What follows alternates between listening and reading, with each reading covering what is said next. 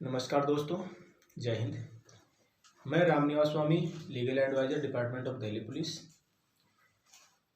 दोस्तों, मैं ये वीडियो एक ख़ास मकसद से लेके आया हूँ उन दोस्तों के लिए जिनके खिलाफ़ कोई झूठा मुकदमा दर्ज है और उसके चलते उनको नौकरी नहीं मिल पा रही है या उनको नौकरी नहीं मिलेगी, वो ऐसा सोचते हैं। उन दोस्तों के लिए वीडियो लेकर आए हम।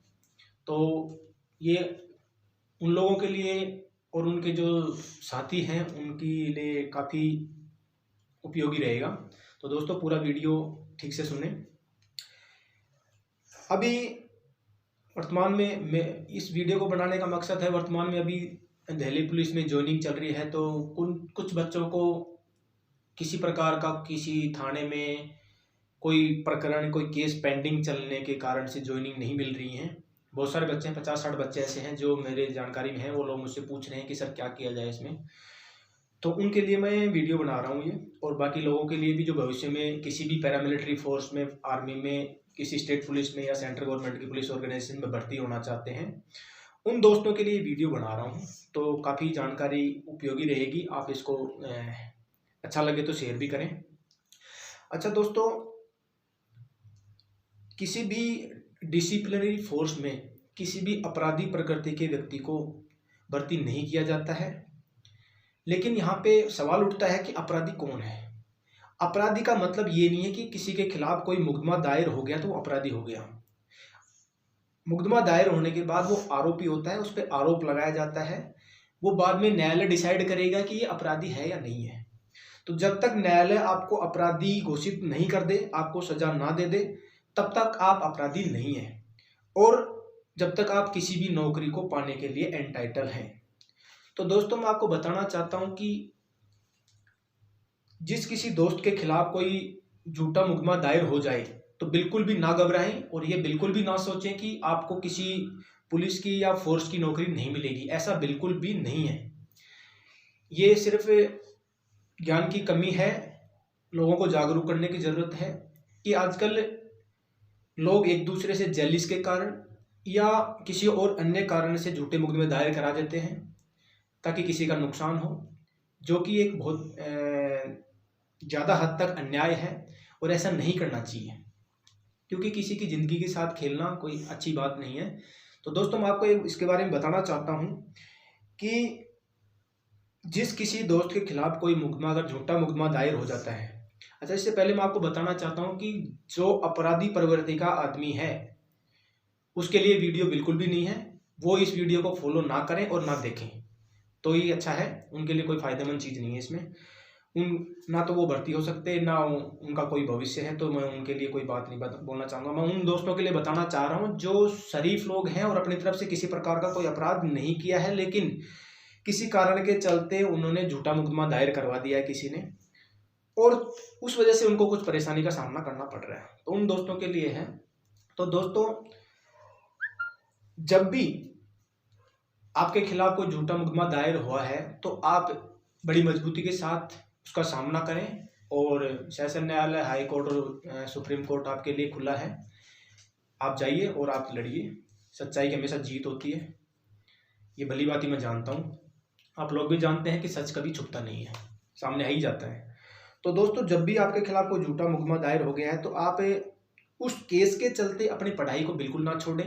ये ना सोचें कि मेरे खिलाफ केस दर्ज हो गया है तो मैं अब नौकरी नहीं लग सकता, या अब मेरा तो करियर ही खराब हो गया। ऐसा कुछ भी नहीं है। अगर आपके खिलाफ कोई झूठा मुकदमा लग गया है तो डरने की बिल्कुल भी आवश्यकता नहीं है। इसके लिए मैं आपको कुछ रास्ते बता रहा हूँ, उन रास्तों को अपनाइए आप, और आपको नौकरी से कोई नहीं रोक सकता। दोस्तों, पहली बात तो मैं बताऊंगा कि जब भी मैं इसका लिए एक उदाहरण दे देता हूँ अभी आपको, कि दिल्ली पुलिस में वर्तमान में कांस्टेबल्स की ज्वाइनिंग चल रही है। कुछ दिनों पहले सब इंस्पेक्टर की ज्वाइन हुई थी। तो कुछ जान पहचान के लोग हैं जो सब इंस्पेक्टर भी बने, उनके बच्चे, उन लोगों ने भी मेरे से पूछताछ की थी। और अभी कुछ कांस्टेबल्स हैं, 50-60 बच्चे हैं जिन लोगों के खिलाफ मामला चल रहा है। वैसे तो 250-300 बच्चे हैं जिनके खिलाफ मामला चल रहा है, विचाराधीन है।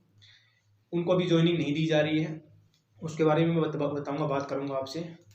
तो दोस्तों, इसके लिए आपको ज्वाइनिंग कैसे मिलेगी इसके बारे में आपको बताना चाहता हूँ।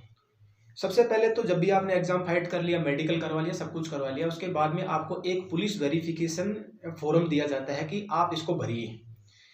उसके अंदर कॉलम होते हैं, 3-4 कॉलम होते हैं कि आपके खिलाफ कभी कोई मुकदमा दर्ज हुआ है, आप कभी गिरफ्तार हुए हैं, आपको सजा मिली है या नहीं मिली है, आपके खिलाफ चालान पेश हुआ है नहीं हुआ है, इस तरह के कॉलम होते हैं। तो दोस्तों मैं आपको बता देना चाहता हूं कि उन कॉलमों में किसी भी प्रकार का झूठी जानकारी ना दें। सबसे पहला पॉइंट है, उसमें जो भी आपके खिलाफ हुआ है केस दर्ज, उसके बारे में पूरी जानकारी दें। चाहे बेशक से आप सजा से दोष मुक्त हो चुके हैं और आप कोर्ट से बरी भी हो चुके हैं, तब भी आपको लिखना है कि मेरे खिलाफ ये मुकदमा दर्ज हुआ था, इसमें न्यायालय ने मुझे बाइज्जत बरी किया है। आपको ये लिखना पड़ेगा। अगर आपने ऐसा नहीं लिखा तो इन फ्यूचर आप डिपार्टमेंट से बर्खास्त किए जाओगे। इसलिए ये जानकारी पूरी भरें। अगर आप बरी हो गए हो या आपका केस पेंडिंग चल रहा हो तो आप उसमें पूरी जानकारी दें कि ऐसा मैटर था, इसमें पेंडिंग चल रहा है या मेरा, या मैं दोष मुक्त हो चुका हूं या बरी हो चुका हूं।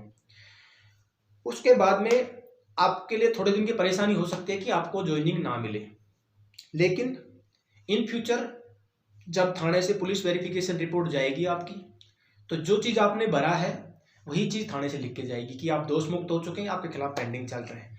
तो आप वहाँ सच्चे साबित हो जाएंगे कि जो इस कैंडिडेट ने लिखा है एक्चुअल में रियल में वही पुलिस स्टेशन से लिख के आया है। ठीक है, पहली बात तो ये है। दूसरी बात, इसके लिए आपको 1 महीना, 2 महीना, 3 महीने का वेट करना पड़ेगा ज्वाइनिंग के लिए, क्योंकि दिल्ली पुलिस एक बहुत ही उच्च क्वालिटी की संस्था है और पूरी बारीकी से जांच करने के बाद ही किसी भी कैंडिडेट को ज्वाइनिंग देती है, किसी भी लेवल पे, चाहे वो कांस्टेबल्स हो, सब इंस्पेक्टर हो या गजेटेड अफसर हो, जैसे like assistant commissioner of police होते हैं वो हो गए। तो सबकी वेरिफिकेशन बड़ी जेन्युइन तरीके से की जाती है, उसके बाद में ही ज्वाइनिंग दी जाती है। तो दोस्तों उसके लिए आपको 2-3 महीने का वेट करना पड़ेगा। दिल्ली पुलिस अपने कर्मचारियों को भेजती है उनके पुलिस स्टेशन में, जो कैंडिडेटों ने अपने डिटेल भरी है उनके घर आएंगे, उनके जो नियर बाई जो पुलिस स्टेशन में जाएंगे और उनकी जो भी केस के संबंधित जो तथ्य हैं उनकी जानकारी प्राप्त की जाएगी। पूरी तरीके से वेरीफाई करा के वो रिपोर्ट अपनी तरफ से पुलिस हेडक्वार्टर में या रिक्रूटमेंट सेल में जमा की जाती है। रिक्रूटमेंट सेल में जमा करने के बाद में लगभग जब सबकी रिपोर्ट आ जाएंगी तो एक कमेटी का गठन होता है। कमेटी की जांच करेगी। बड़े कानून के जानकार बड़े बड़े अफसर होते हैं और मुझे गर्व है कि दिल्ली पुलिस में जो हमारे अफसर हैं बहुत ही ज़्यादा बुद्धिमान और चतुर अफसर हैं, हर कानून की बारीकी जानते हैं। तो कानून की पूरी सीसीएस कंडक्ट रूल जानते हैं। सीसीएस कंडक्ट रूल के हिसाब से अकॉर्डिंग अगर कोई आदमी ज्वाइन करने के लायक है तभी उसको ज्वाइनिंग दी जाती है, अदरवाइज उसको ज्वाइनिंग नहीं दी जाएगी। तो हमारे ऑफिसर्स हैं वो उस कमेटी में मेंबर होते हैं। कमेटी उसका निर्णय लेती है कि किस किस कैंडिडेट को लिया जाना चाहिए। तो जो कैंडिडेट दोष मुक्त हो चुका है उसने लिख दिया है, वेरिफिकेशन जब भरा गया था उसने वेरिफिकेशन में सब कुछ बाकायदा भरा था और इधर से पुलिस रिपोर्ट में आता है कि एक्चुअल में ये बरी था, तो आपको ज्वाइनिंग बहुत जल्दी मिल जाएगी। दूसरी बात, अगर आपने वेरिफिकेशन में कुछ भरा नहीं है, आपने सब कुछ नहीं भर दिया कि नहीं हुआ नहीं हुआ नहीं हुआ, बेशक आप दोष मुक्ति क्यों ना हो और पुलिस स्टेशन से लिख के जाएगा कि इनके खिलाफ ये मुकदमा था और ये दोष मुक्त हो चुके हैं, तो भी आपका फॉल्ट माना जाएगा और violation of CCS conduct rule माना जाएगा और आपको नौकरी से बर्खास्त किया जाएगा। तो इसलिए दोस्तों ये है कि आपको सारी जानकारी भरनी है। अच्छा, दूसरी बात रही जिन दोस्तों का कोई केस पेंडिंग चल रहा है, अगर किसी दोस्त का केस पेंडिंग चल रहा है तो उसके लिए मैं बता देना चाहता हूं कि उनको ज्वाइनिंग, जब तक उनका केस न्यायालय में विचाराधीन है, उनको ज्वाइनिंग नहीं दी जाएगी। क्योंकि हो सकता है वो अपराधी घोषित हो जाए, हो सकता है वो बरी हो जाए। तो इसके लिए यही है कि जिस दिन आप न्यायालय से बरी हो जाए, वो किसी भी स्टेज पे हो, चाहे 1 साल लग जाए, 2 साल लग जाए, 5 साल लग जाए, जिस दिन आप न्यायालय से बरी हो जाएंगे उसी दिन आप ज्वाइनिंग पाने के हकदार हैं। क्योंकि आरोप किसी पे भी लगाया जा सकता है लेकिन उसको साबित करना बड़ा मुश्किल है और न्यायालय में साबित हो गया तो फिर आपको नौकरी नहीं मिलेगी। इसलिए आप अपनी सच्चाई के लिए लड़ें और अपनी ज्वाइनिंग प्राप्त करें। इसी के दरम्यान में बताना चाह रहा हूँ कि और भी डिपार्टमेंटों में ऐसा ही होता है। तो आप बिल्कुल ना घबराएं, बिल्कुल पढ़ाई ना छोड़ें। कई लोग समझते हैं कि भाई केस लग गया तो नौकरी नहीं मिलेगी, ऐसा बिल्कुल नहीं है। अपने बच्चों को मोटिवेट करें और आप सच्चाई के लिए लड़ें। अगर आप सच्चे हैं तो आपकी जीत होगी और आपके बच्चे कामयाब होंगे। तो दोस्तों, शायद ये जानकारी काफ़ी है और समझ गए होंगे। फिर भी अगर बाय द वे किसी प्रकार की कोई नौकरी से संबंधित कोई जानकारी आपको लेनी है तो आप मुझे मेरे पर्सनल कॉन्टैक्ट नंबर पर संपर्क कर सकते हैं या इनबॉक्स में आप मेरे को मैसेज कर सकते हैं। मैं आपको इसके बारे में जो भी जानकारी लेना चाहते हैं आप, खासकर दिल्ली पुलिस के बारे में और डिपार्टमेंटों के बारे में भी आप जानकारी ले सकते हैं। तो दोस्तों, यही निवेदन करूंगा कि जानकारी आपके लिए काफ़ी उपयोगी रही होगी और आप और लोगों के लिए भी शेयर करें ताकि और भी दोस्तों को फायदा हो सकता है। नमस्कार, जय हिंद, जय भारत माता की।